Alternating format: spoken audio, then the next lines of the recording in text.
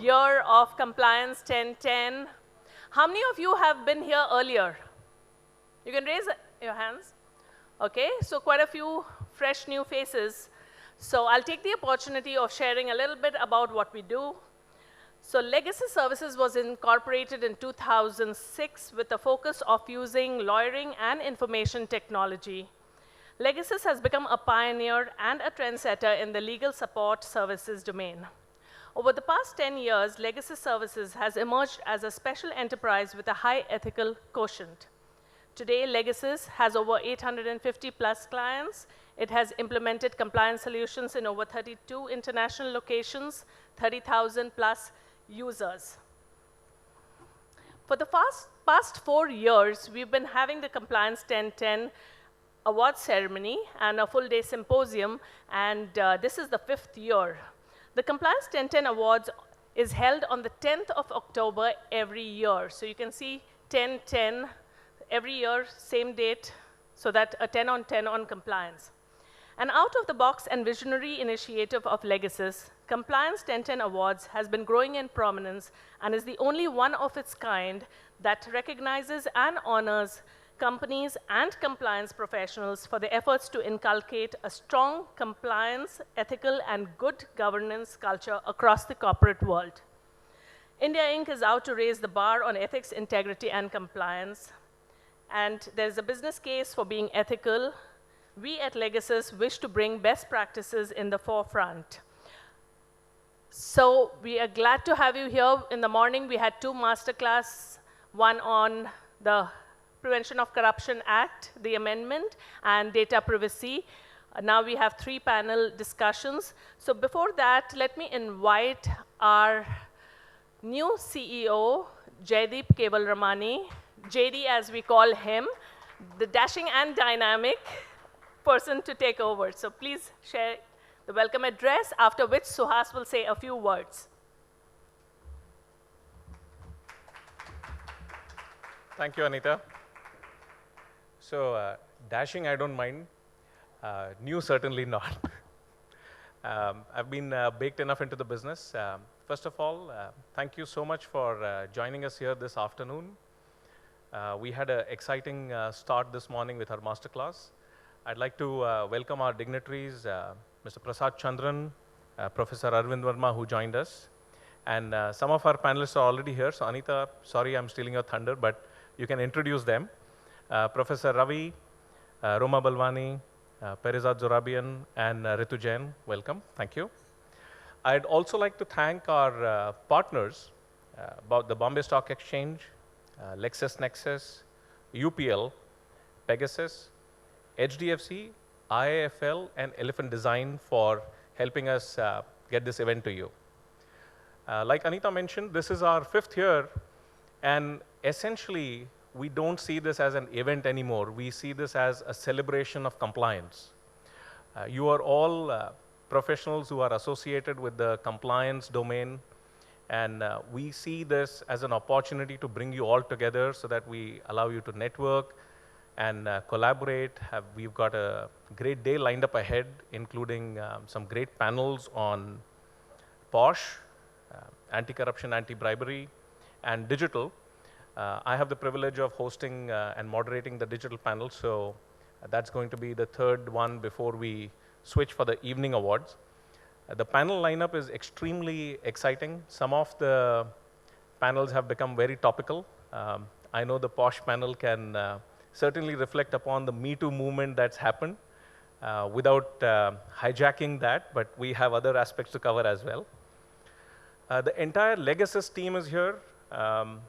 We will help you maximize your day, network with others. Feel free to reach out to us for anything that you may need. We want to hear from you.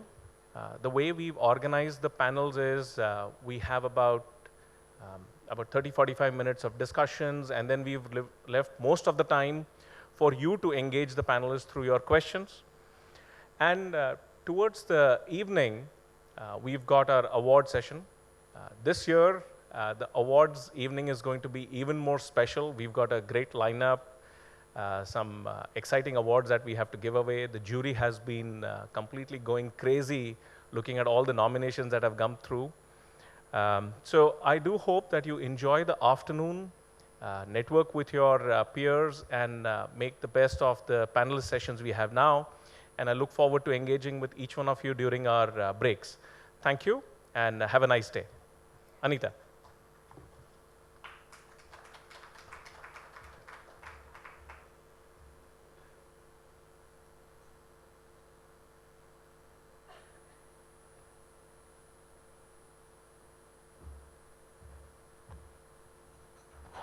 Good afternoon, everybody. Thank you very much for kind of coming over. Thanks for supporting compliance, ethics, and governance. When we started this journey about 5 years ago, we never thought that people would come forward for something as mundane as compliances to kind of celebrate. But I think we moved towards very clearly the environmental challenges have forced us to move towards a paradigm which is kind of taking us to setting up some benchmarks across various aspects of compliances. And I think in this afternoon today what we're going to focus on is one, of course, it's become incidental today when we talk about corruption, anti-bribery, when we talk about sexual harassment at workplace, and when we talk about the non-compliance as a whole. So when we looked at and selected these three topics, I think Me Too, #MeTooIndia had not happened as much as what we are seeing today. But what we thought based on our experiences as kind of lawyers, as also compliance professionals, that India Inc. is struggling on these three issues currently. And that's going to be relevant from the point of view of what panel discussions we're going to take place. We've had icons getting muddled. We have had corporate bastions falling apart because of sexual harassment incidences at workplace. And I think we can narrate instances, stories, companies, large corporates, multinationals, domestic, semi-government organization, government organizations, and all and sundry getting kind of very worried about this issue. There's not much of talk happening. There are kind of training sessions that happen in the corporate sector. There are training sessions which try to build in capacity with internal complaints committee. But people are not talking about what needs to be done to prevent it. And I think one is, of course, learning from the instances, but more importantly, when the legislative intent is to prevent sexual harassment at workplace, and why it becomes important in Indian context is that if you look at creating safe working places, we will realize that you're probably talking about putting in at least about $100 billion to India's GDP in terms of its growth potential. I think the larger issue is we are missing out on that inclusiveness in our working spaces. That's why I think prevention of sexual harassment at workplace is an important issue for us to talk predominantly from a prevention perspective. The second aspect that we're going to talk about is anti-bribery, anti-corruption, and I think corporate sector in India has been till now looking at this issue slightly in an alienated fashion. We had UK Bribery Act, we had Foreign Corrupt Practices Act from the US, but we didn't have supply side of corruption being tackled in India. I think the new amendment that has been passed by both the houses, it has received President's assent and it's just waiting to get notified. What it also talks about is that what do we do as a corporate to prevent bribery and corruption so that it doesn't get into a criminal offense. What goes on with sexual harassment is that, yes, it would end up becoming a criminal offense at some point in time. Secondly, even on the Prevention of Corruption Act, I think anti-bribery and anti-corruption systems, if they lack in the corporate sector, I think you have prosecutions, and not only prosecutions, but you will have convictions coming to the forefront. We don't want those incidences. As a lawyer, it's kind of contradiction for me to do this because most of the lawyers thrive on the cases that emerge or the litigation matters that emerge. But we're saying that we want to focus on creating policies, systems, processes in anti-corruption so that we are able to prevent the incidences of corruption. The third topic during the day today, during the later part of the afternoon, is what we're talking about. What's happening currently in the compliance space and the corporate governance space? The digitization is taking transparency to a different level altogether. And I think that transparency is reflecting on issues relating to non-compliances. And I can give on a no-name basis at least 10 incidences where what has happened is, maybe the allegation is related to a related party transaction which kind of impinges upon the MD and the CEO to kind of step down, forces the MD and CEO to step down. Although if you look at that kind of allegation, there may not be any merits in it, but the company is caught somewhere else. The company is caught in the instances where there is no defense available. And from that perspective, I think the learnings have been that in the digital space today, there is no room for non-compliance. And therefore, we are saying, if there is no room for non-compliance in the digital space, you've got to comply and you've got to score 10 on 10 on compliances. Of course, the broad theme that we have undertaken today for the afternoon seminar session is actually no tolerance. I was told by somebody that the moment you talk about intolerance in the digital space, you will be tracked. I'm saying, yes, we are going to talk about intolerance, more specifically, no tolerance. No tolerance to the sexual harassment at workplace, no tolerance to bribery and corruption, and no tolerance to non-compliance.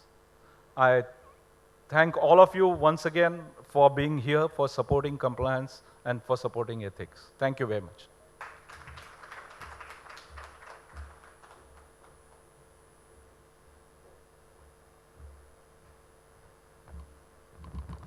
Thank you, Suhas. We wish you are in all the panels with us. Ready for the first panel? We will start by the time I get the introductions through. So 2:30 to 3:30, so half an hour we'll have a discussion and half an hour question and answer. We've got a very interesting mix in the panel, from Indian industry to a multinational to a professor, academician, and someone from the industry, as well as managing a boring business of poultry, or interesting, okay? Interesting business of poultry.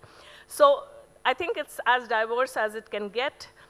So let me just introduce very briefly, because if you look up their profile, it's huge, but we've just picked up a few points. Ms. Ritu Jain, she's the Chief Compliance Officer for GE Asia region, which includes South Asia, Southeast Asia, Japan, Korea, Australia, and New Zealand. She leads a team of compliance professionals, as well as is responsible for providing proactive compliance support and leadership to all GE businesses, as well as joint ventures in the region, covering 38,000 plus employees across 19 countries. She also manages the POSH program for India and is responsible for ensuring compliance with the POSH Act for all GE entities in India. I think that's a huge responsibility. Professor G. Ravindran, he's the Chair Professor Leadership Development at TISS, Tata Institute of Social Sciences. He was the former CEO and Managing Director, member of SHRM's Global Leadership Team. Having a strong background in industrial psychology, Professor Ravi has a vast experience across various industries such as FMCG, BSFI, IT, manufacturing sector, and more.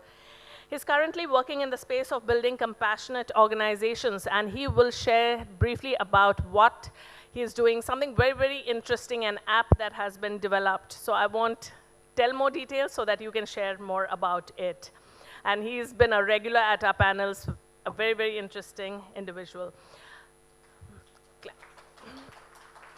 Roma Balwani, she's Director, Strategic Resources Group, Independent Director at CMI-FPE and IICSR, Member Advisory Board Full Circle, which focuses on POSH training. She's the former President, Group Communications, Sustainable Development, and CSR at Mahindra's.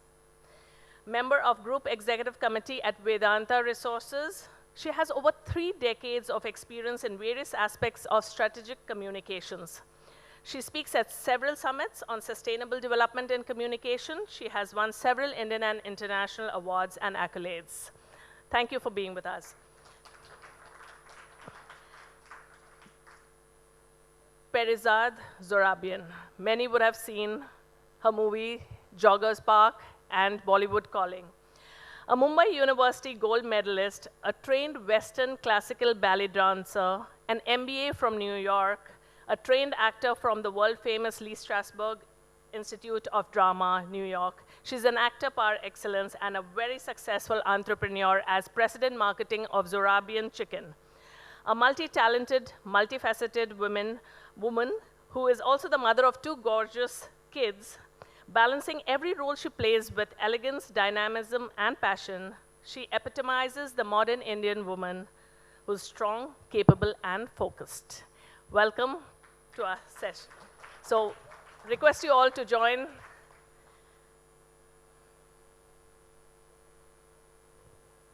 By now, everyone at least must have got my name. I'm Anita Shantaram, and I'm with Legasis, founder of Ethics India.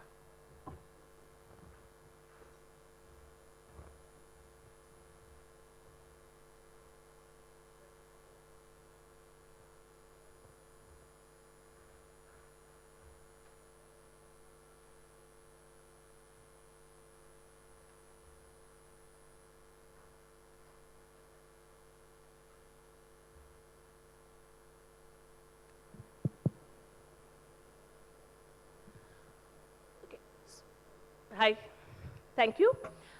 What I thought is that I would trigger a question and not direct it at any one particular individual so that everyone's listening, and then you can decide who wants to take it first, and then we can have 2 or 3 other questions. So one of my thinking is about that there are sometimes false accusations, or frivolous complaints. So do false accusations or misinterpreted meaning of harassment dilute the larger, more problematic cases of sexual harassment reports? So what can we do to prevent that or reduce that? Who would like to take this? I can take that. Ritu, thanks. Hello. Yeah. Okay.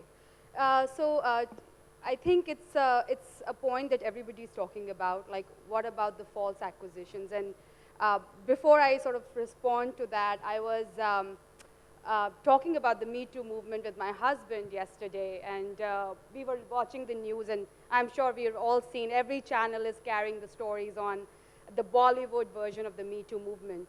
And you know, my husband said, look, I'm scared. I sit in a public place, maybe in a metro, in any government office, any public place, and I worry, what if my hand touches a woman? Like, you know, and I just get up because I'm realizing that there's a lady sitting next to me, and what if she starts yelling?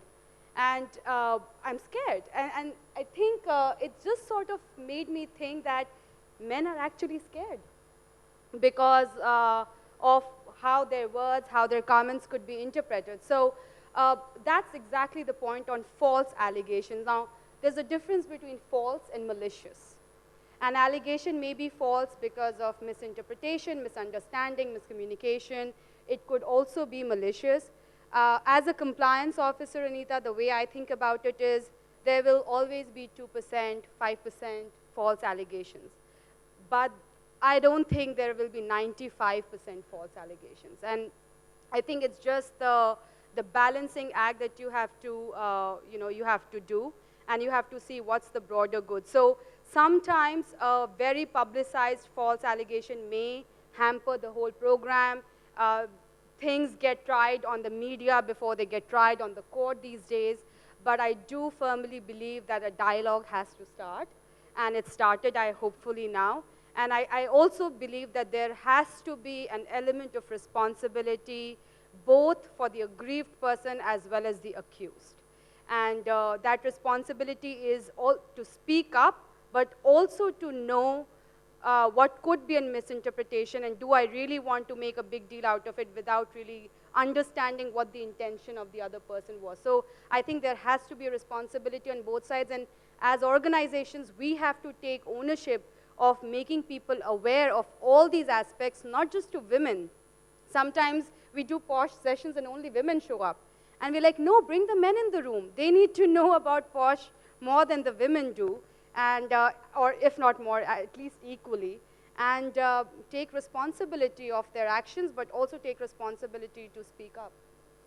Thanks, Ritu. I think the key word is responsible. And I think Perisad wants to speak, but I want to just ask Ravi, do you think it's high time men should be scared?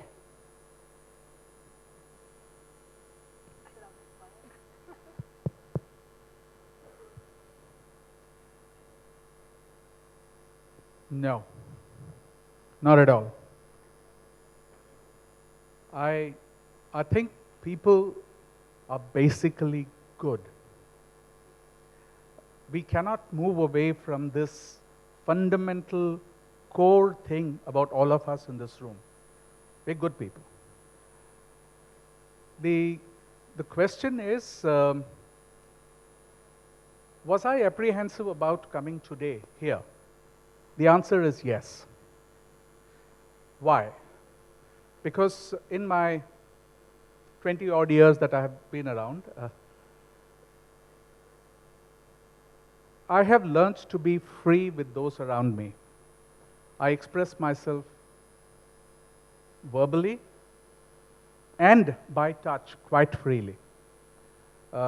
If somebody had watched me in the afternoon just now, I have no hesitation in just saying hi, or can you take my plate, thank you. And then I think that I'm here in this panel where anything and everything in the Western world can be attributed to harassment. In my world today, in this world, I believe there's no need to be apprehensive. People are good. If their intentions are good, there will be some misunderstanding. It's happened often in my life too. But if the investigating mechanism is strong, robust, and of high integrity, I think it closes the matters very, very quickly. Men have no reason to be scared. Thank you. Okay, so just a brief kind of introduction. So I used to be an actress. So I have worked in Bollywood for, I think, 7, 8 years. I've lived in New York City when I was 20 and a half doing my MBA, all alone, not in a dormitory. I worked in a hotel in New York for 3.5 years in front office. And I now sell chicken, where I have a large base of women who've started working ever since I joined my father 7 years ago. So since I was a little child, I've always been in situations that are supposedly risque, which are supposedly open to lots of, Me Too movements, right? And I say this with all integrity and honesty. Never once have I faced a situation, whether it's in Bollywood, whether it's living alone in New York City, whether it's with my team, right? Of something, maybe I'm blessed, right? Something happening to me which is uncalled for. And I think that's largely because of the boundaries that one needs to set. Whether you're a leader of the organization, whether you're a woman, employee, whether you're a student studying somewhere, I think it's about boundaries that a woman needs to place. And every man I've interacted with, known with, has always respected those boundaries. And just to kind of get back to your false accusation question, so I work with a large base of women. We've just employed a whole lot of women in a factory that produces food, sausages and salami and things like that, which is predominantly always a very, very male. The entire factory is male. We've got like 8 or 10 women coming in. We have promoters across malls, most of which are women. I'm very big on women empowerment. And what I don't take very lightly is when women, not accusations, but when women kind of use, when a manager's correcting you, whether you're working in a factory or at a mall, wherever you are, you got to take that correction with as much strength and poise as a male member would, right? And there cannot be, a disparity in the way someone would instruct you if you're a woman working in a Zorab in a factory, right? So all I'm saying is, sometimes women tend to play this card, which I don't appreciate and I don't encourage at all in my organization. I have very strict rules as far as how my team is supposed to address both men and women, but they're both treated with equality. Thank you. And I think what she emphasized about boundaries, creating boundaries, and it felt very positive to hear that you've not experienced it. To a large extent, I can say that I too have not experienced it. So do we want to look at it as we are blessed not to have been experiencing something like that, or it should be a norm that no one needs to experience that? So you want to take on something, or can I get another question? Just the last word that everybody's been talking about. I think in the Indian context, one has to recognize the cultural context. If you see that there's a false accusation coming, while you have to investigate that and get to the bottom of it, but like he said, that you don't have to really be worried about it, that how is it being misunderstood, or is it a false accusation? I think both these have to be put in the right space. And once you address that, like she said, I've had 3 decades of experience working in the corporate world. I have never faced a situation like that. And even if a man compliments you, take it in the right spirit. I mean, it's not every time that would be a malicious intent. And women tend to kind of react to that. But I think the judgment is that each of us have an ownership within us before we step outside and talk about it. I think the ownership lies with us. Yeah, so I think we are a different breed, or you want to say something? I want to do something, not say something. Okay. Gentlemen in this room, put up your hands. Okay, thank you. Ladies in this room, put up your hands. Okay, this is a question to the gentleman only, right? Only the gentleman. Every day in the morning when you wake up, what steps do you take to prevent yourself from being sexually harassed?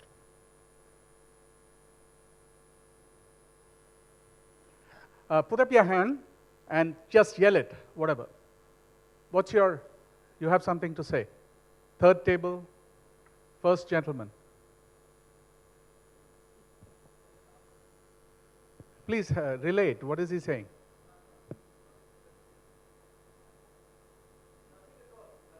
Nothing at all. You got the question, right? When you wake up in the morning, you're going out, brand new day. What steps do you take to prevent yourself from being sexually harassed? Anyone?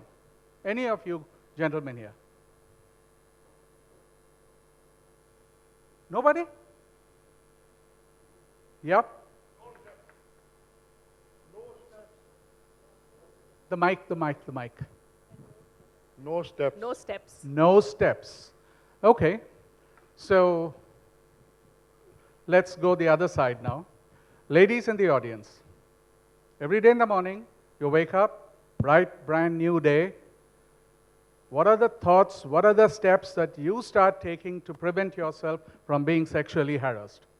Put up your hands if you do anything. I'm not going to ask you what it is. There is 1, 2, 3, 4, 5, 6, 7. Okay? Can you bring the mic this side, please? You're free to say what steps you take. If you don't want to, I would respect that too. But if you want, yeah, give them the mic. Dress appropriately. Dress appropriately. Thank you. Anybody else? Yeah, I think I agree to what she's saying. Which part of the country we are, we think about it, before going out of our room and seeing what we are wearing and how Thank we are you. wearing. Yep. I would like to give a different answer. Uh, I have never prepared myself to protect from sexual harassment because it depends on a girl and lady that you are sexually harassed. Because my father has given me the training that we are only biologically different, not mentally. So there are no steps that you So take. there is no That's steps fair. required. Very fair. Lady here.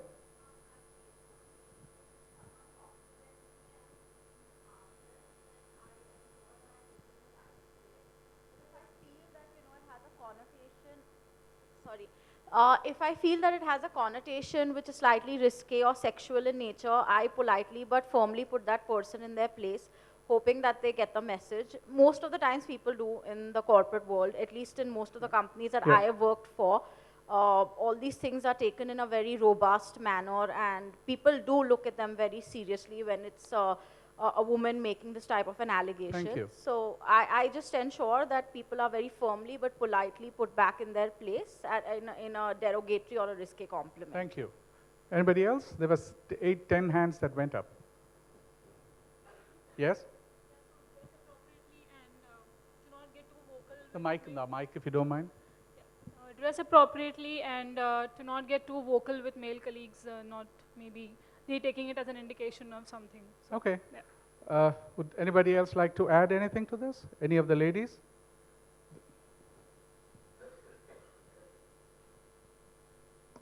One suggestion, because I'm a lawyer, 12 years experience in High Court practicing advocate, and also I have worked with Honorable Ramjet Malani sir. Sir used to hold our hand when we go, good morning. And I used to comment, sir, my hand is inside your hand. So that's all. So what is sexual harassment on that? Every person has different personality. I am already taekwondo, and I deal with every client and all. The way you throw your language, the way you look at the person and you say, message is very clear that I am not lady. That feeling is very important. So I think there is no requirement of legislation when you are aware of what you should get. Thank you. So I rest my case. It's not a different audience. I think there is no gentleman who prepares himself any day to be sexually harassed. There are ladies who do on a regular basis. I think most ladies are at least very noble in terms of their expression of understanding and tolerating when something untoward happens to them. So it seems to be it is there. Yeah. So, I have a 11-year-old daughter, beautiful and gorgeous, and she's 11. She's not a child, and she's not, a teenager, right? She's in that, she's clueless. So as a parent and as a mother, of course, you're always telling someone your shorts are too short, you can't wear this here, please, you wear this somewhere else. And like I think most of them said, when I was thinking of your question, what do I do when I step out? Do I take precautions, like intentionally? No. But I think on a subconscious level, I definitely will take precautions. I, will dress appropriately. I'm an extremely friendly person, always have been. I meet someone, I'll give you a hug. I won't think 10 times before doing this. But I think the switch is always on because you get one bad vibe from someone and you set your boundaries. So I don't know how much of it you consciously think of, what I'm trying to say, or how much of it is kind of pushed into your brain since you're a little girl, like I'm doing with my daughter. Yeah, most of the women said dress appropriately. And as you mentioned your daughter, I also had a conversation with them because I knew that we are going to be talking about it. So I have two not very young daughters. One is 22 and one is 19. And when I discussed it, and very often I tell them, just pull your t-shirt up. That's a very common thing that most mothers will say. And what my elder daughter told me, and not now, she says, Mom, these are not sexual organs. Their primary purpose is something else. And women, men have sexualized it. And that was a tough one because that's the easiest thing. Most of us, we say, cover yourself up. And is it right that, and why did so many of us bring up clothing as an issue? Does anyone want to elaborate on that as to, do we really need to be very, very covered? There was some data which said, you want to say? Yes, completely. I mean, when I design uniforms for my promoters and when I design uniforms for the ladies who work in my factory, they can't come in a sari. But I ensure that the ones who are working in the factory, the women who wear saris and salwar kameezes. So everyone over there, the uniform is a salwar kameez. With my promoters, there will be t-shirts, they will be loose, they'll be covered, now there are shirts. So yes, I think how you dress plays a very, very important part in our community. So I think everybody should dress appropriately, okay? Not just women, but men too. I was in a training session and I was telling people that, so I just asked a question, if a girl is wearing a very skimpy dress and somebody gives a lewd comment to that dress, not like, oh, great, but a lewd comment, is that, whose fault is it? And I saw yesterday's Gurgaon Times, I don't know how many of, whether it was here in Mumbai Times, there was a song from the 80s that was brought up that, which the lyrics were, if a girl is wearing skimpy dress and a guy sort of says something, whose fault is it? So I remember the training, and in the training, this guy says it's the girl's fault. I mean, obviously if she's wearing a skimpy dress, we will comment. I mean, she shouldn't be wearing. And he refused to look the other way. And I felt like, okay, I should not publicly humiliate him or say anything to him, but I actually felt maybe that's how he's brought up. And it's just, somebody said it's a woman's responsibility to not be sexually harassed. I think it's everybody's responsibility. It should be a law in the land because it is something we suffer from, and if we want to regulate it, there has to be a forcing mechanism, probably more than some other cultures. It could be cultural. But I do think people should dress appropriately, but I do not think that if you are not dressed appropriately, it gives the right to somebody to pass on lewd comments or sexually harassing comments. So I definitely think that people at workplace, people in school, people in public, they should just dress appropriately. And I also think that it is very cultural.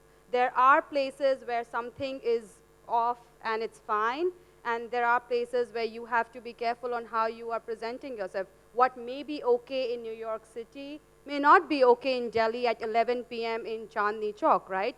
And so yes, we do take precautions because you want to be safe after all. Would we not take precaution if we travel to a very highly terrorized country?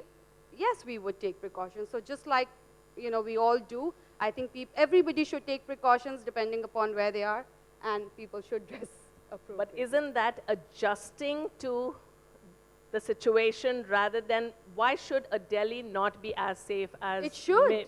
So that's what we need to aim, exactly. and that's what we need to find out. How can we create an environment where anytime, anywhere, you feel as safe? Okay, another question that I want to raise is that one of the points when the new case with Nana Patekar, she was talking about and came up after 8 years or so, most people say that, why did she wait 8 years? Or even if you don't take that particular situation, who decides what is correct behavior post getting harassed? Should you not be talking about it? Means if the person decides not to talk about it, or continues relations professionally or personally, or coming out about it after many years. So you may decide any of those, but then who decides that what is the appropriate behavior? And a lot of us are judging a person when they come up about it after long. So who would like to take this? So I think I was hearing this debate, it's actually a raging debate now on NDTV yesterday, and this question was exactly asked by the commentator, that why it took 8 years. And one of the lawyers who was there in the panel said that, yes, there's a cultural situation that we face in India, but a single person to step out of his skin or her skin and come out and say this is not easy. So they need to have a safer environment, and today the safer environment for them, as they see, is many others are coming out with that. So this is for them a little more safer, that they are not getting isolated, because they will get isolated in society if they are the lone ranger there. So right now what has happened with so many of them, I mean in the Bollywood that they're coming and talking about, it's not only in the Bollywood, there's so many people in the media who are coming out. There's always this debate whether it's because it's a service industry, it is an industry which is not regulated. No, it's not that. I think it's a situation where now people are getting comfortable talking about it. So whether it took 8 years or it took longer in India, I think the Me Too movement has really triggered that discussion. And I think it is here to stay. And it's also making us understand in different, let's say we are all of different age groups. And now the millennials are being very comfortable talking about it. So the older generation is also coming out of the closet. So I think it's not really the years, it is the way it is being now comfortable to talk about it and not feel isolated in society. The fear was that you will be isolated in society. Now that, I think, has not happened, and people appreciate the frankness of it. I mean, the entire movement has really created that sentiment, and I think this is here to stay. But in the corporate world, if we were to go back to the corporate world, we do have a responsibility of creating a safe environment. We are talking about prevention, and certainly that is the mainstay of this conversation, that we should be looking at the prevention. Right now we have an act, 2013 Act has come in place, but Humanities Act came in 1979. The UN Humanities Act really talked about gender equality, starting from then. And then if we have not been able to really regulate that act, enact that act, that I think is a moot point, and we should be really working on that. Sure. So any ideas about what organizations can do to ensure? And is there a difference? I know she mentioned, Roma mentioned it, but whether multinationals, Indian film industry, academics, is there a difference in the kind of harassment? Do you think some are more prone to it? And also what kind of steps that organizations are taking? So, look, I also want to address your point on what is correct behavior. But I do think that every organization needs to take steps. I think they're required now by the law as well. And I think it has to be customized. You have to look at the data, you have to look at the demographics, and yes, there could be areas where you are more prone. So for example, we have 20,000 employees just in India. And there are businesses where we hire right from college, and these are young folks, they hang around, they party, they do everything, and you have to give different examples to them versus people who are working on the field, versus people who are 30 years in the system, and we have a large number of employees who have experienced more than 20 years, and they have a different mindset. They come from a different background, a different generation. You still need to talk about the topic to them, but there's a different context. But what is correct behavior? So interestingly, and many people find issues with this aspect of the law, that what is incorrect depends upon the recipient. So it's not how you intended it, it's how I felt when somebody did something. And many people have an issue with that, because like, I never intended. And I think the reason behind the law is that everything is so subtle. It's the way you look at the person, and everybody can, and you sometimes have to enact these scenarios. So when we do trainings, words don't do much. You have to show people what a good look and a bad look is. And at the end of the day, we are all adults, right? So we get it, especially in the workplace, I mean, we get it when it's a bad touch. We get it when it's a bad look. And it's so hard to prove. So the way we try to go about it is a pattern of behavior, something that many women have felt around a particular person. But whether we like it or not, it does depend upon how the person took it, how the aggrieved person felt. So I would say there is no definition of correct behavior, like nothing that's probably 100%. So maybe let's revisit the law, and I can see it right on my mobile. It says any physical contact and advances, a demand or request for sexual favors, sexually colored remarks, showing pornography during workplace, any other unwelcome physical, verbal or non-verbal conduct of sexual nature. I think with this kind of clarity, what happens really in the workplaces, people do not want to take that ownership. If you get a complaint, many of them feel that there will be a mar on the reputation or the brand of the organization. That is the big question, because many people don't want to take that ownership. The HR doesn't want to take ownership. The ICC members don't want to take ownership. I mean, let's be frank about it, because that's where the problem starts. Even while there is a genuine case and we have clarity of the law, we should really look at how we are implementing the law.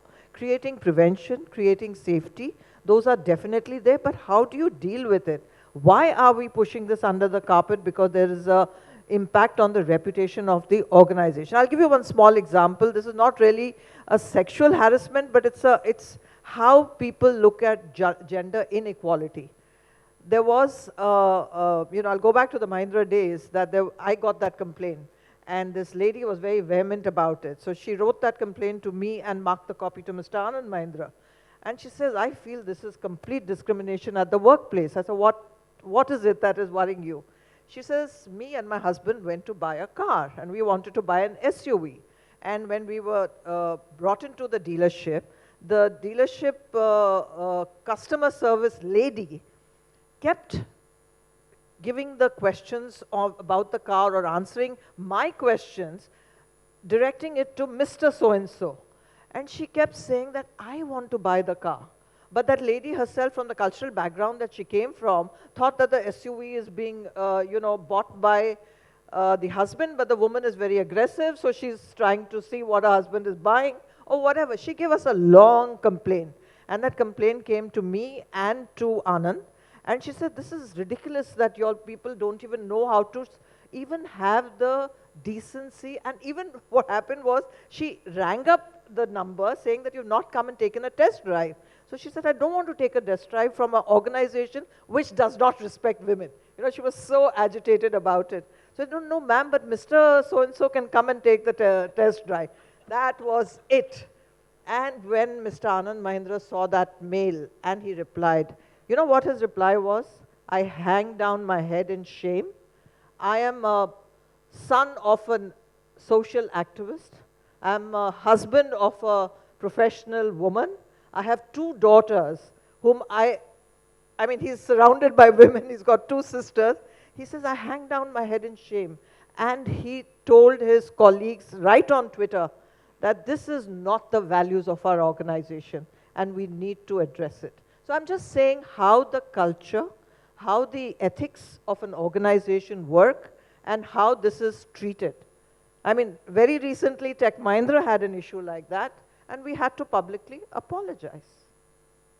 Those are the steps, I think, measures we certainly need to take. So I think just bouncing off what she said, I think it's very important for leadership, and in my case, with what is acceptable and what is not. So there have been instances in our office, where maybe a senior manager's made a random comment to a sales guy about, one of the other female managers. And it's unacceptable. It's unacceptable to me. And I make that very, very clear. And I make that very, very clear, very, very publicly. So if there is an issue that has come up, I will address the issue in front of the entire team. And just going back to, preconceived boundaries or, issues that one deals with, right? Biases. So I head sales and marketing, and which is also logistics and distribution, and we handle our own distribution. I have loads of drivers and helpers, and when I first started working with Dad, I was told, madam आप driver और helper के साथ बात मत करो, वो लोग कुछ समझेंगे नहीं. You know what I'm saying? And no, I talk to them and they in fact have the ability to give back with as much respect as is. So, I mean, the biases sometimes are kind of both ways, and I think as corporate leaders, you just kind of set those boundaries and make them very, very clear. So the last question before we throw it open to the audience is that training is the way out, or is there any other way? So does it work? Training works? I think training is a little abused word. I actually, in GE, we've converted all our trainings into conversations. Because I think we follow something called principles of adult learning, that adults have very low attention span. And when people have to prioritize their day, the training is like here. And if it's compliance training, it's, I don't know where on the list it is. So we decided to completely change the way we do trainings. And we said we will just have conversations. So how do we have conversations? People do not want to know theory. They don't want to know the law. They don't care about the law. They care about what is real. So initially when we would give them examples of like US and Harvey Weinstein and all those, they're like, oh, all these things happen in the US. And then we said, okay, that's not working either. So let's give them real examples. And then we started saying, you know what, this happened in this office. Or something like this happened, and what would you do? And that's the dialogue. I think it's proven to be so effective for us. And recently we did an inclusion campaign called Respect the Line. And in there, we actually took all our leaders. And we asked our leaders to do role plays. And we gave them situations, and they were not gender specific, they were gender neutral role plays, where you don't even know, like, okay, it's a male or a female or whatever. And these role plays were like, we would do something and we will ask the audience, okay, so what just happened here? And initially our leaders were uncomfortable. They're like, why are you putting us out there? And this other person, employees should do it. And the other leader said, and I loved it, he said, we are also employees. And we should do it. And it meant that they were uncomfortable. They were worried about how they would be perceived if they do something cheesy and sleazy. And we said, no, we managed the role play so well, it became an instant hit. People showed up in numbers. So it reflects, the tone from the top, the engagement, and a dialogue to start. And I think the dialogue that has started in the corporate world is now happening in the homes. I do not think trainings should be limited to corporate. I think the training should begin for a child the day she or he gets an age, where they start understanding these things. And if that training happens, you don't need trainings in the corporate world. We hope that happens. Anyone else wants? Can I just say one thing? Sorry, because I have a shared experience, right? So I was going to college. I live on Pali Hill, which is obviously a very affluent area. And I was going to college in not jeans, okay, in black trousers, and I had a shirt on. And I was walking down Pali Hill, and my dad had an office at the bottom of Pali Hill at Pali Market, and we have a small family restaurant called Gondola. So I was walking down, and this young little kid, he must have been in the 8th standard, okay, says, wow, what a piece of ass, right? And he must have been 8 years old, and I must have been in the 12th grade, right? And normally I have my mother's voice in my head always saying, the jeans are too tight, or the top is too tight. And, because there's so much of psychological, badgering that we girls kind of get, right, since you were little. So I'm like, listen, I walked down, I didn't say anything to him. I walked down Pali Hill towards Pali Market. I was going to college to MMK. And I said, this is not done. I'm wearing trousers, they're not even jeans. I'm wearing a shirt, it's not even a tight top. Okay, now this cannot be my fault. And then I walked straight down to my father's office, and he saw my face and he said, Suthayu. And I said, Dad, there's this kid, and that kid was sitting, there's a cross near my house, okay? Sitting near the cross and made that comment. I said, Papa, there are these two boys sitting in this cross, and he said, what a nice piece of ass. He got up, he stormed. Okay, he stormed to Gondola, which all the bhajiwalas, because they all know me since I was little, all the bhajiwalas just followed my dad. He went to the manager of Gondola, made me sit on the bike, said, Matthew, usko leke jao, abhi. Wahan pe hum log chal ke aa rahe. And I was like, I had no idea what my dad was going to do. He takes me there. Matthew took me there. God bless him, Matthew's passed away. And he stood there, my dad, they all came in. And those boys, bichara, didn't know what the hell happened, right? And they looked at me and they're like, my dad's like, what do you tell her? And they were just looking at, sorry, sir. And my father said, Parizad, slap him, right? And I froze because I was in the 12th grade, right? I must have been 17 years old. I'm not going to go and slap an eighth grader, right? But it proved a point. Even though he pissed me off, I actually slapped him, right? And I felt so good, right? Of course, that kid got into trouble. We took him to his school because he was in a school uniform, and it was, but I'm saying, you know, like you said, the training happens when you're young, right? And it just sets, you have your limits, right? So if I was an actress and I had to go meet a director, I would meet a director in the lobby of a hotel. I would never meet a director in a hotel room, right? Although they would have meetings there. I'm sorry, I would go with my manager and I would have the meeting in a hotel reception. I would do an event and I'm on stage all day, all evening for the event, but I would never go into the audience when the audience is high and drunk. You know, so I think it's all that training that kind of just sets in. And yes, pretty much at home. Yeah, I think, Ritu, you brought about an important point of parenting. And I think that if we take care of the way we bring up the boy and the girl, none of these issues, or at least it would be reduced to a large extent. So shall we throw it open to the audience? Yes? I would suggest that you say your name and the organization or role or whatever about you so that we know, and you can ask a question directed to any specific individual or the team here. Hello, I'm Ramakrishnan from Tata Power. I'm head compliance there. See, sexual harassment has more to do with power than with sex. If that is so, why is it that 99% of the posh policies that you see, they are not gender neutral? Why is it so?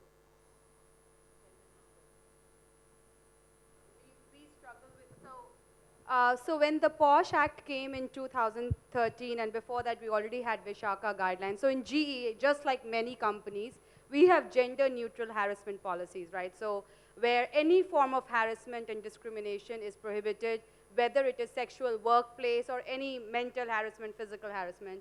So when we had to decide on, okay, now there's an act which requires us to communicate and create awareness, and it's as a rightful citizen and the corporate citizen, you have to comply with the act. But then you have a company policy which is gender neutral. So how do you sort of merge the communication and awareness? So we do not do any gender-specific communications. The way we do it is we always start from the top. Harassment is wrong, prohibited, not allowed in this company, whether it's male or female. And then we sort of bring in the posh element of it, that now there is also a law which prohibits harassment specifically against women. So obviously the questions are, what about us? You know, the men ask, and we tell them that you are as protected and as you have equal rights to a safe working environment as a female. And incidentally, we had an incident in our organization where a male filed a complaint of sexual harassment against another male. And it was proven, and we took an action, and I always cite that incident because it just touches and it just makes the point how seriously we take harassment. So in this case, this very junior employee filed a complaint against a very senior, high-performing employee who was married with 2 kids, that he felt sexually harassed because this male employee touched him, hugged him, like did stuff without any acquaintance in the past, and he felt very uncomfortable, and despite saying no, he sort of continued that. So initially we decided to, okay, we should give him a warning and do a salary cut and all of that. And then as a group, we were thinking, as a management team, why are we letting him go? What if instead of the male, it was a female who filed the same complaint for the same actions? We would have fired the guy, and guess what? We fired the guy. And I cite that example to show that harassment can happen. Now, culturally, it's shown, it's proven, or it's at least known that women are more prone to harassment, especially in our region, and therefore it's required to have a gender-specific law. I just hope there is a day where this law is amended and it becomes gender neutral. She needs a mic there.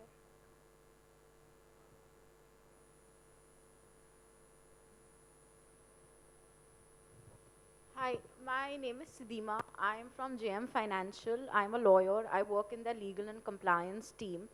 So, my question is, today morning, incidentally, before this panel started, I was reading a petition which was filed against two very eminent lawyers of the Supreme Court, one being Mr. Soli Sorabji and another one being Mr. Karanjiawala. Now, as a lawyer, when I was reading that petition, in many instances, that lady who's filed it stated how, they tried to make sexual advances towards her when she was drunk, trying to take advantage of her in her inebriated state.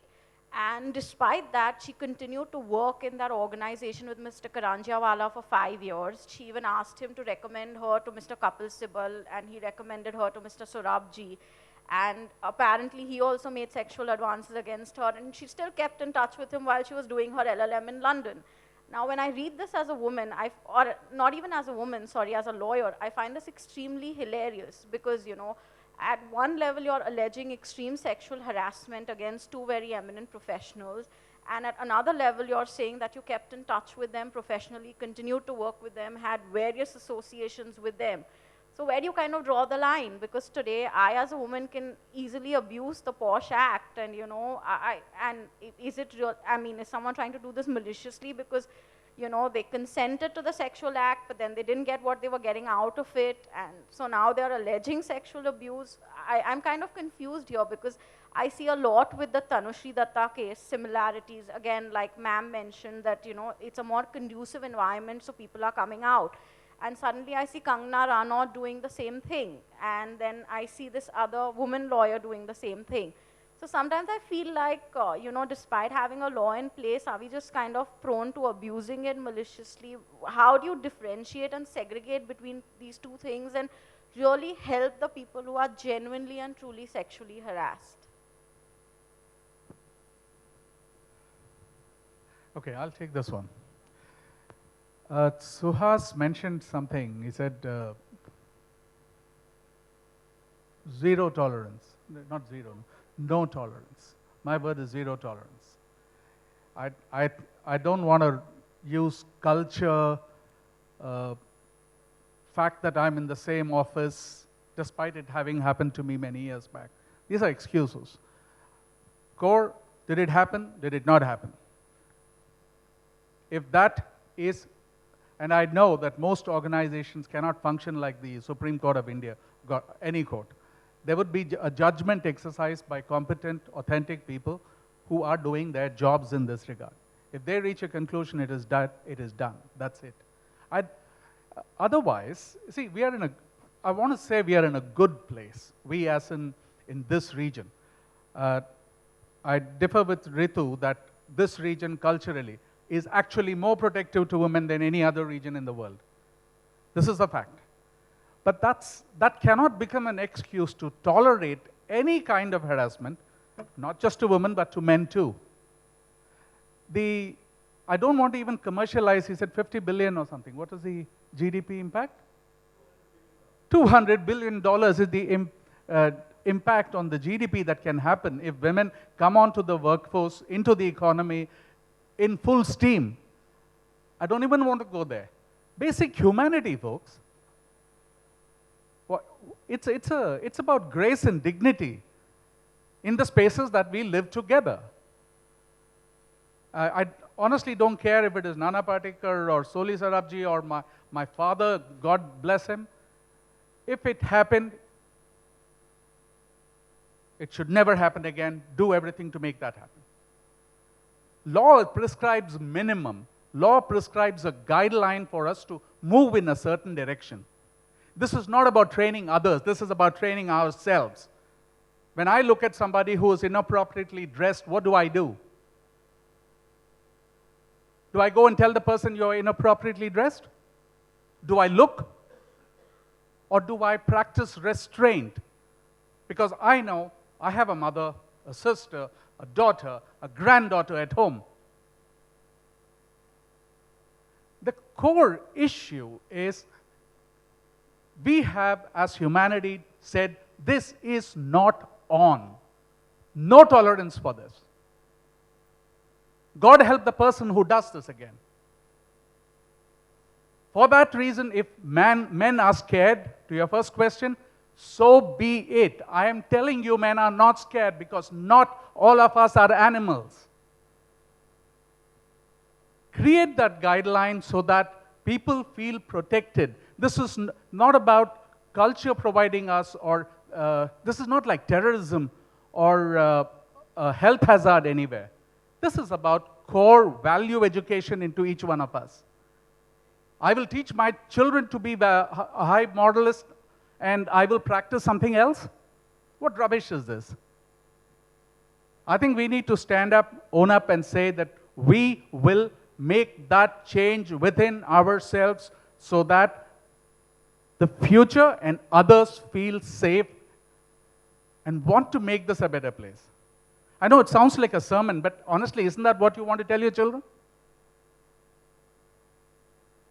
I should have said, can the gloves come off? But sorry.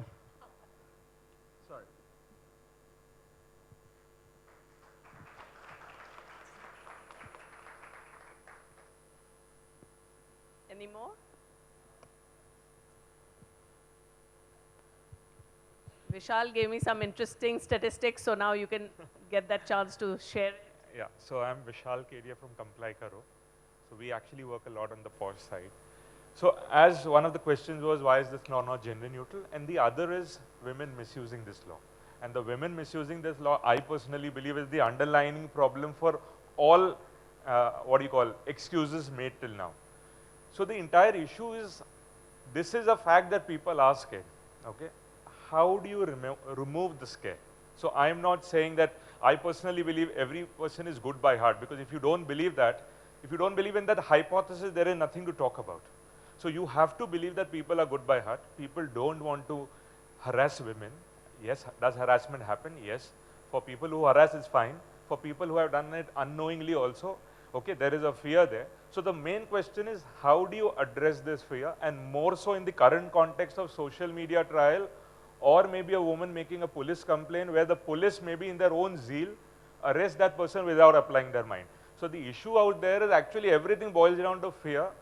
How do we tackle fear? And more so in the current context, if somebody comes after 10 years or 8 years, do you have a legal remedy for proving the case? Because even if I want to prove the case, so I'm saying it happened 20 years back, if I prove it, time becomes immaterial.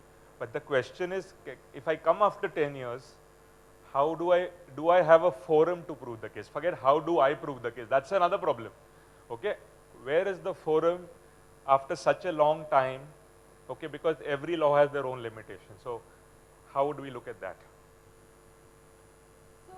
So, you know, that it's a great point that why the delay and how do you protect such cases? I think it goes back to the question of being responsible. And when you, being responsible to raise your hand, but also being responsible in whether you're abusing the law. And it goes back also to the awareness. So, for example, you know, we had a real example where there was this young girl. She graduated out of college and she happened to work in a remote location with a very elderly manager. Now, the elderly manager was very protective of her because she was young. She came from a humble background and he wanted to coach her, help her. He became friendly. She actually liked it. She thought, when the case came to us, after 1.5 years, she said, I feel harassed. So we actually noted down the chronology of events. So initially she felt, he was like my father. I thought he's taking interest in me. He's calling me every morning to see how I am. I liked it. He bought gifts for me. I liked it. And then when she stopped liking it, she raised it as a complaint. Is it fair to that manager? Now, you could interpret it both ways. We generally feel that if you are a senior person, the onus is on you to demonstrate the right behavior.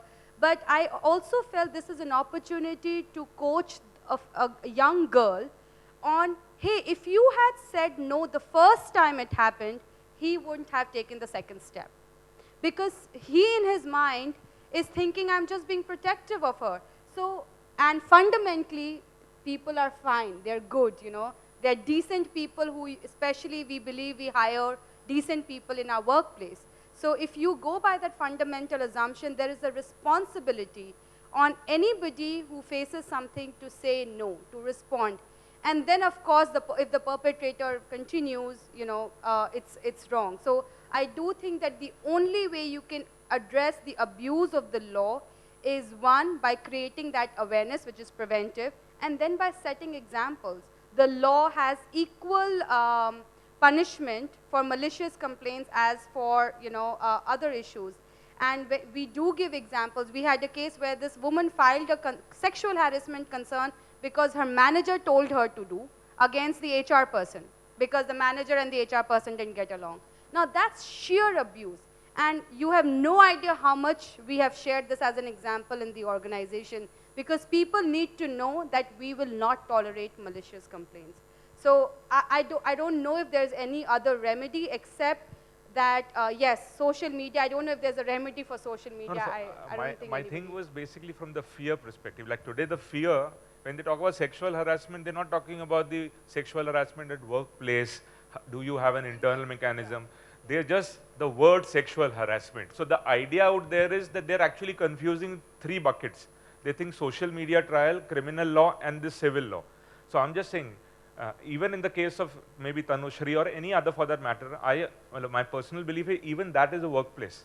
Yeah. Like if they could have actually created an internal complaint committee and said maybe Tanushree could have made a complaint in that organization against Nana Patekar, and then none of this social media trial would have happened, nor any criminal case, the FIRs would come in place. So out there, the issue would have been that had they sensitized the employees, the probability of Tanushree coming out 8 years back was higher, because nobody would have even known that she had come out. So that is basically all this is provided you know. The fear is without you know. So this is the fear of the unknown, which is actually building out more. And the second part was actually a legal remedy. Like I'm just saying, when we're talking about she's come after 8 years, is there a legal remedy for her? And this is more for a lawyer rather than anything, that what is the legal remedy? Like I'm saying, supposing Tanushree says, okay, give me an opportunity. Like they've said, you already made an FIR 8 years back, now you can't come back again. So what is the remedy if you want to say she has to prove it? Suhas, you want to answer that? Thanks, Vishal. Thanks for giving me an opportunity to answer. Okay. There are a couple of issues here which I want to raise. And I don't know, Vishal, whether I can answer your question on the legal side of it, because I think if you believe that you were reasonably prevented from actually prosecuting or initiating prosecution or complaint for that matter, I'm sure at some point in time the courts will look at the condonation of the delay. So whether it is 8 years, whether it is 7 years, and I don't have currently an empirical evidence to show anything, but one fact needs to kind of remarkably be seen today, is that post the two judgments of the Supreme Court, 377 and 498, what seems to have happened is, in most of the cases of sexual harassment, especially of workplace that we have encountered, I think there is always a fear that this will be considered as a consensual kind of a behavior. And the consensual behavior, because if you look at it, the accused person always says, and that's one part of the defense as lawyers we would always kind of articulate, is to say that this was consensual. So to that effect, does a consensual act, which is probably accepting a harassment, I'm not going to the extent of saying there was an intercourse and therefore all that happened, but if it was consensual, would it be considered as an adultery? It would form part of the definition of adultery. Adultery, till I think the Supreme Court ruled last month, was a crime. did that prevent people, and I said I don't have empirical evidence to show this, but did this actually prevent women from coming forward and saying that, sorry, I was harassed at that point in time? And maybe I think the ruling of the Supreme Court on adultery is still like saying that, yes, it would be a cause of action for you to claim divorce, but it would not amount to a criminal offense today. Excellent ground to say that, sorry, I didn't come back 8 years ago or 10 years ago because I was afraid of me being criminalized. Now that the fear of me being criminalized is not there, I'm probably coming forward. Good question.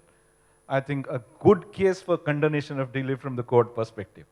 As I said, I don't have empirical evidence to prove this, but the atmosphere that is there today, and I think these two judgments have kind of created a different atmosphere with respect to individuals' rights in India.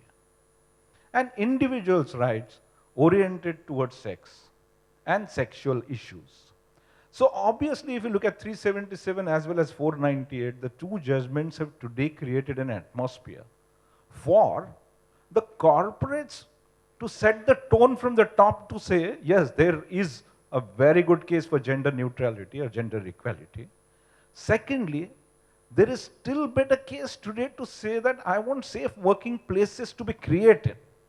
And I think large part of focus ought to be not to hush the incidences and say that reputation of my company would get tarnished, because if I start reporting these cases, I think people are going to say that, let's say if you have these cases in Legasis, and I can speak for Legasis, is to say that, sorry, Legasis is a bad company where the harassment goes on. I would be the first person to come out and say there is naming and shaming in the first kind of an instance.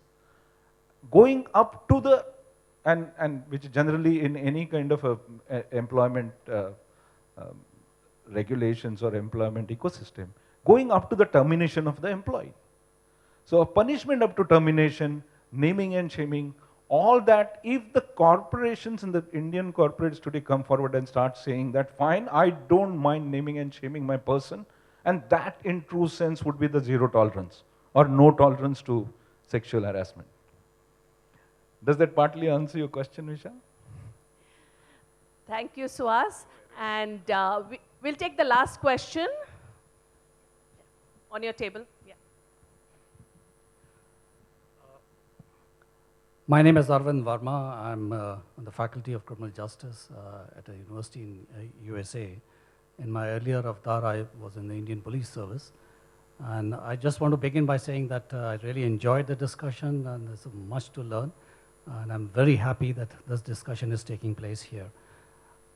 I used to deal with with criminals, and now I'm studying crime. And based upon that, I want to make one interesting fact, which is that through a study of crime, and particularly offenders, who are the offenders who commit crime, one startling fact comes out amazingly. If you look into any society, anywhere, at any given time, in any historical period, almost 95 to 98% of crimes are committed by males. Very, very few females commit crime. And therefore, this has become a criminological question, which is, what is it in the biology of males or biochemistry which may be the cause of that? So while those studies are going on, and we have studied testosterone and many other biological features, the studies have also now expanded to look into the early childhood and to try and understand how is it that a child grows up and then begins to associate as a he or a she. And one of the sort of conclusions that have started coming up is that rather than biology and biochemistry, it is largely the patriarchy of the society which is the cause of that. And I think that has been brought up very clearly out here. And personally, I feel very happy that males are threatened and they're very anxious, because for generations and generations, they have been ruling the roast, they have been exercising power, as somebody said, and now that power is being challenged, and it needs to be challenged. Thank you, Professor. So wonderful. What we can take away from it is some of the points was being responsible, setting boundaries, no tolerance. And from your example of no tolerance, when you spoke about it, I remember an activity that I do in my business ethics class, wherein I put 4 options. One is agree, disagree, and strongly disagree, and give a statement, and people can just move around it. So the statement was, should criminals be tortured? And so we had a mix of people going to all 4 options. You know, some agree that it is, and then you have a discussion around it and whether you can influence others. And so they're all hypothetical situations, so it depends on this, and no, we need to take care of them, and we need to reform them. It was going on and on. I shifted the question to take the Nirbhaya case, and what should we do with the criminals, the rapists? And 90% of those moved to strongly agree that we must torture them. And so I think that takes from your statement of no tolerance, zero tolerance, and I think the moment we give that message, the world's going to be a safer place to be in. So I would like to end with a quote of Martin Luther King Jr. He says, our lives begin to end the moment we are silent about things that matter. And I think hashtag #MeToo is a voice, it's being raised, but what we need to go, that's still a victim card that we are playing. What we need to go to is hashtag it's not okay. So it's not okay to harass. So I think we'll end on that, and thank you for the wonderful discussion. And we'll have a tea break after this. You can interact with everyone. A small token of appreciation from our side.